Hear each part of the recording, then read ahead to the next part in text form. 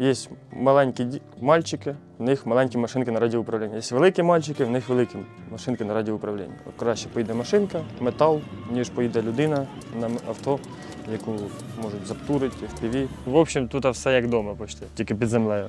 Я вважаю, що НРК з приводу логістики можуть цілком замінити людей на машинах.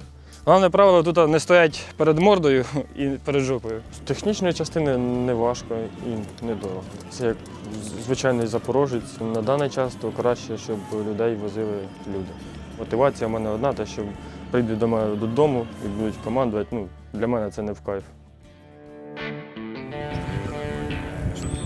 Служу я з 20-го року, я відслужив строкову службу і через 3 місяці, як я звільнився, вже почалась повномасштабна і пішов знову у військо. Служив спочатку в себе, в роті охорони, бо того, що в ті часи було дуже складно кудись вибратися. Я сам родом з Сумської області, і тоді там були бої, тому було дуже складно виїхати з самої області. Там я прослужив майже рік, потім перевівся в піхотну бригаду. В піхотній бригаді прослужив майже 2 роки. З дронами я зацікавився давно вже, я ще в піхотній бригаді почав досліджувати для себе цю галузь, що воно, як воно, літати на дронах, на повітряних. В НРК я потрапив, мені запропонували взагалі, сказали, от є така історія, не хочеш спробувати. Що простими словами, то є маленькі мальчики, в них маленькі машинки на радіоуправлінні. Є великі мальчики, в них великі машинки на радіоуправлінні.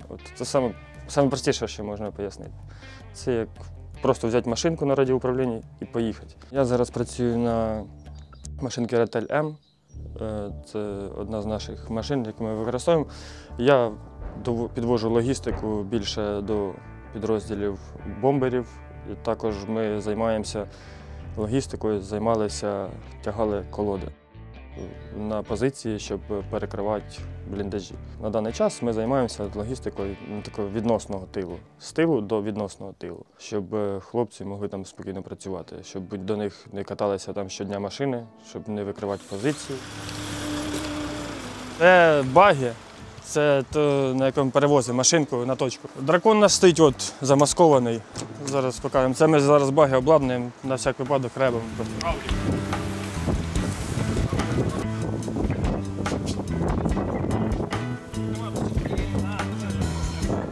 По мощності, доволі такий хороший багик. Він витягував, коли застряла машинка в багнюки з дровами, то він витягнув майже 2 тони, не рипаючись. І він, як вкопаний, витяг її, навіть не шевельнувся. Він ж у нас такий покоцаний трохи, він трохи завіз уже багацько. На собі вона може вести не менше 500 кг, тобто на самому корпусі. А за собою може тягнути 2 тони, типу L200. В принципі, застряти нею важко. На кожне колесо мотор по 1,5 кВт. Швидкість неї, звичайно, обрізана, там 10 км на годину. Це зроблено з тим учетом, щоб вона за собою могла тягнути більше. Мені гусянка чогось не сильно подобається, знає більше мороки. Навіть в обслуговуванні з кольоскою, якщо щось сталося з колесом, ми зняли колесо, просто навіть на обикновенний шиномонтаж відвезли, нам його розбортували, поставили. Ми приїхали, кинули 4 болта, закрутили, все. На гусянки, це натяжку, треба шприцювати, тут теж треба шприцювати. Натяжка гусінь, провисання гусінь, щоб було провисання, більше просто геморроя. Головне правило, тут не стоять перед мордою і перед жопою. Не дай Бог що, вона може задавити. Ти переживаєш, щоб її ніхто не влетів в неї, як ночі бувають, водії їздять. Нам то все одно, а от водію цьому буде не сладко. 750 кг все-таки, майже Жигуль. Оце таке в неї світло, тобто краще, ніж деяких машин. Ось це інфракрасні фари. Камера ON, вона досить проста в керуванні, як машинка на радіоуправлінні. Тяжкий це більше з зв'язком. Це іменно тяжкий аспект. Не сильно тяжкий, якщо людина розбирається в елементарному. Це мене за день вивозили 3,5 тонни майже, це коли колоди возили. Тоді по болоту проходила, доволі хорошо. Лафета застрівала, трошки її сковувала. Є по декілька машин, взагалі виїжджають 2 машини щоб була заміна. Просто один екіпаж працює там на логістику, другий екіпаж працює на мінування, на вогневе ураження. Там. Всі працюємо на різних комплексах. Тобто, щоб була взаємозаміняємость. Якщо десь хтось когось відлучився, я міг взяти і працювати там на терміті чи на ардалі. Звичайно, ми працюємо з усіма комплексами, щоб бути, так би мовити, універсальними. Це саме головне, щоб ми могли так само виїжджати на відпочинок. Як десь хтось захворів там, чи поїхав у відпустку, щоб інша людина прийшла на його місце і робила його роботу. Це ми тут вже живемо. Тіснувато, звісно, в принципі, нас все устраює. Тут є кухня, є всі умови людські. Тобто ми можемо сходити покупатися, постиратися. Частина обладнання, яка йде там, для того, щоб ми заходили на стріми, там, інтернет. В общем, тут все як вдома почти, тільки під землею. З відео працюємо, обрізаємо, доповіді. На екрані ми дивимося стріми. Заходимо на стріми, щоб з нами завжди був зв'язок. Основну частину часу, як ми проводимо тут, то ми завжди слухаємо, що відбувається взагалі, щоб була ситуаційна обізнаність. Тут у нас кухня, тут є мікроволновка, чайник, холодильник. Тобто ми тут можемо собі самі приготувати їсти, якщо є продукти. Всі готують по-різному. Там хтось тільки на себе, хтось для всіх. В кого виявляється саме більше бажання, той приходить на готов, прийшовся, сказав, заходьте, кушайте. Час іде такий, що в бригадах, так, каже, ви заїдете, там все є, там все нормально, ти заїжджаєш, там окопи по коліна, а тут так сказали, типу, заїдете, там все є, там все нормально. Ми приїжджаємо, тут опа, тут реально все є. Типу, такий, це взагалі армія, чи я не знаю, ми кудись в гостиницю заїхали. Ми навчалися їздити на всіх машинках, абсолютно всі машинки, які в нас є. Ми на всіх навчалися їздити. З технічної частини не важко і недорого. Це як звичайний запорожець, це колеса, там, болтики, гаєчки, все. Ці НРК, в принципі, вони універсальні, ставляються на них різні модулі, але з точки зору виконання бойового завдання нам простіше, щоб один терміт був під мінування, один під логістику, один під ураження, ну і так далі. Просто щоб ці модулі не перекидати, це час, це неефективно буде. Так, одна машинка виїхала, завезла логістику, інша паралельно може виїхати, там, замінувати або нанести якесь вогневе ураження.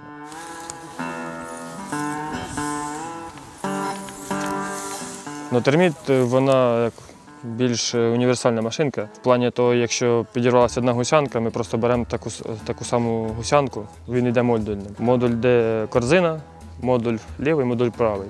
Можна зняти з іншого терміта модуль, який треба замінити, і ставляємо на підбитий там терміт, все, він включив, поїхав. Терміт можна виконувати будь-які завдання, головне, щоб до них були модулі.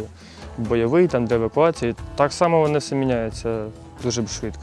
На цю балакали з розробниками, то вони планують зробити на неї бойовий модуль, просто вирішують проблему з стабілізацією при стрільбі.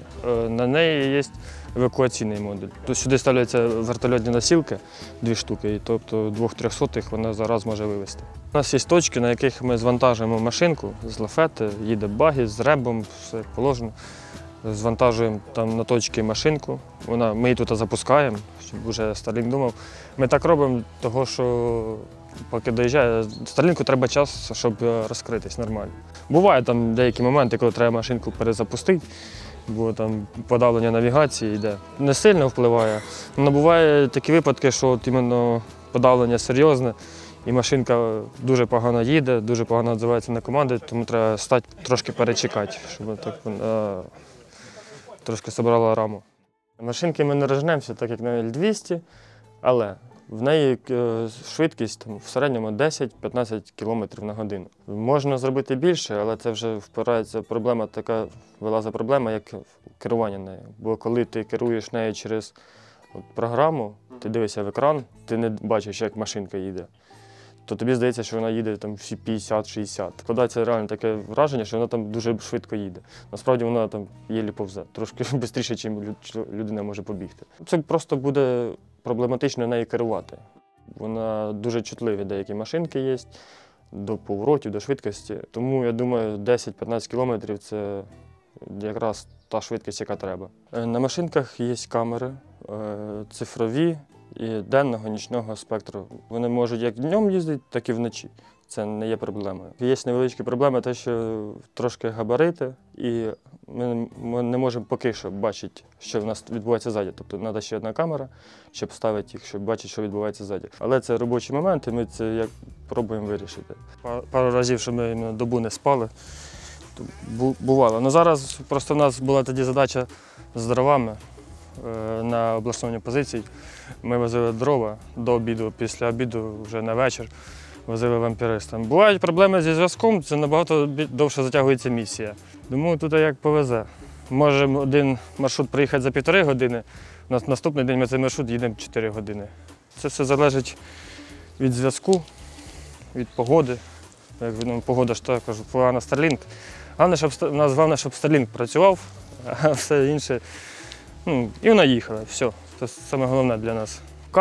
Камера і нічна, і денна, працює як день, так і вночі, доволі добре. GPS є, коли в неї сталася аварія, вона впала на Starlink, і на GPS, ми думали, що вже все.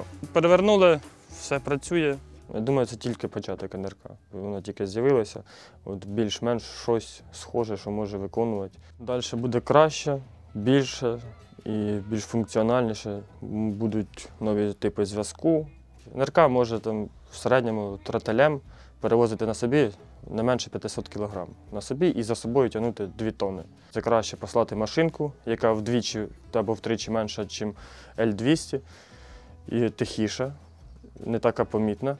І з лафетою нагрузити на неї тонну вантажу, поїде. І вона собі потихеньку поїде, завезе, повернеться. Вогневе ураження, мінування, ті самі платформи камікадзе, які зможуть виїхати в посадку, чекати умовного штурму. Буде їхати танк, вискочить машинка, на машинці 2 ТМ-ки, це більше, ніж достатньо, щоб підірвати танк з-під низу. Навіть якщо вийде машинка з браунінгом, або навіть з ПКТ, і просто насипе в сторону ворога, нанесе якесь вогневе ураження, навіть штурм задушить і від'їде, навіть якщо її побачать, ніхто не постраждає. Просто збереження людських життів. Тим, що робот вийде, постріляє, розвернеться і поїде. Навіть якщо його побачать, знищать, то це метал. Люди не постраждають від позицій, просто треба триматись подалі від піхотних, бо якщо почнуть по ній мінометом навалювати, щоб просто піхоту вберегти свою і все. Це досить перспективна штука. Бойові модулі, логістика, евакуація, мінування. Піхоті буде легше.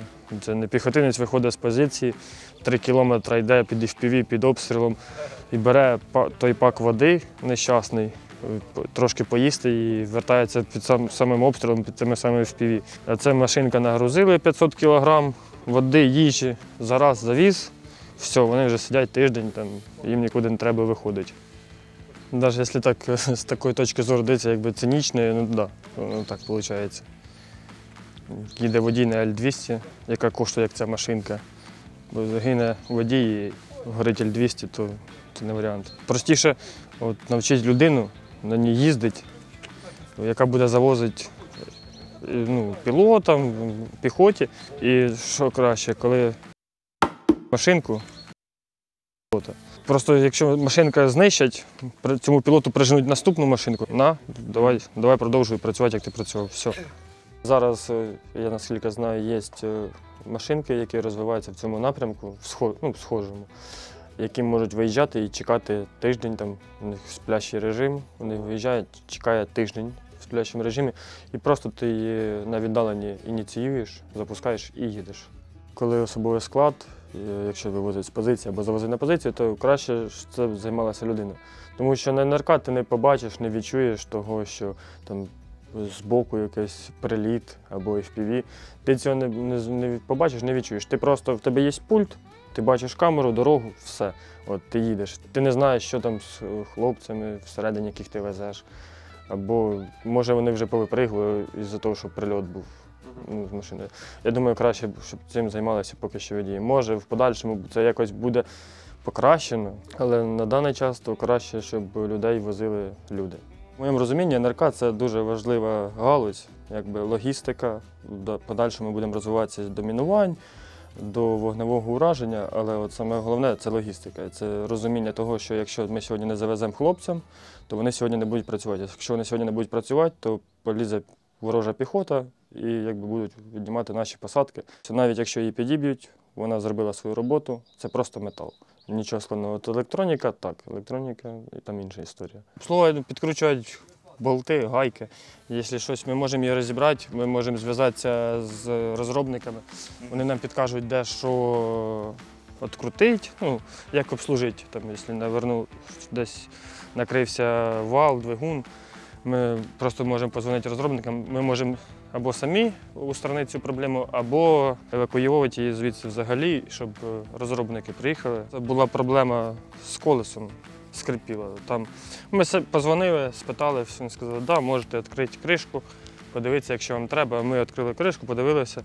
З двигуном, з ципками все в нормі, у нас просто злетів сальник. У нас робили, от ардал стоїть, то його треба відправляти на сервіс, або виробники мають приїхати і допиляти його. Виробники досить часто сюди приїжджають, ми не один підрозділ, до яких вони приїжджають.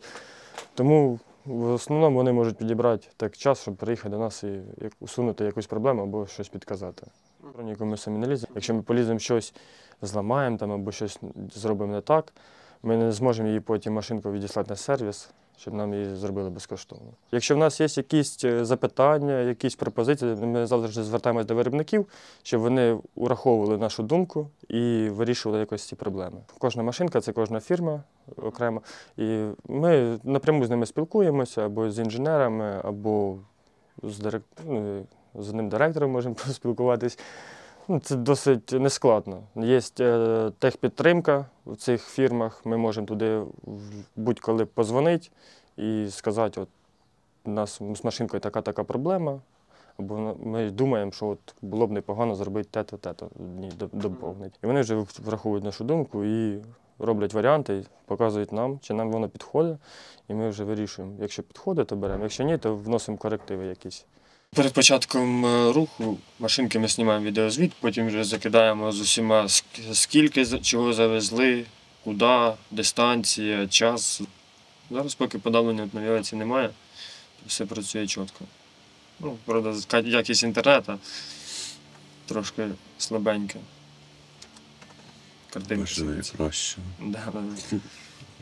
Ну, це в нас така от робота, якби не те, що скучна, а більше монотонна. Да.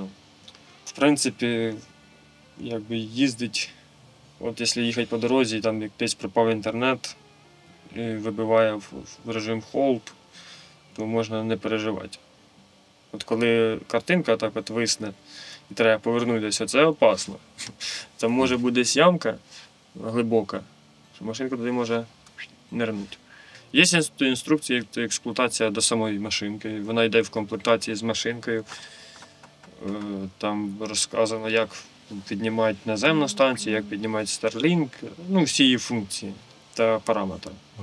Відкрив там, що є ілюстрації, якщо ти не знаєш, ну, типу, читаєш і не розумієш, що воно, там одразу ілюстрація. От цей провід сюди, оце сюди. Все досить доступно. Starlink, він, ну, в принципі, досить таки рибоустойчивий, то создаються поміхи, але незначні. Просто буде картинка частіше сипатися, буде гірша якість картинки, але машинка буде їхати. Багато підрозділів вже переходять на цю тему, тобто починають використовувати НРК. Знаю, 3-я штурмова використовує, ну, дуже мощно. Там ціла рота машинок. Взагалі треба, які розбираються в зв'язку, які розбираються от в комп'ютерах.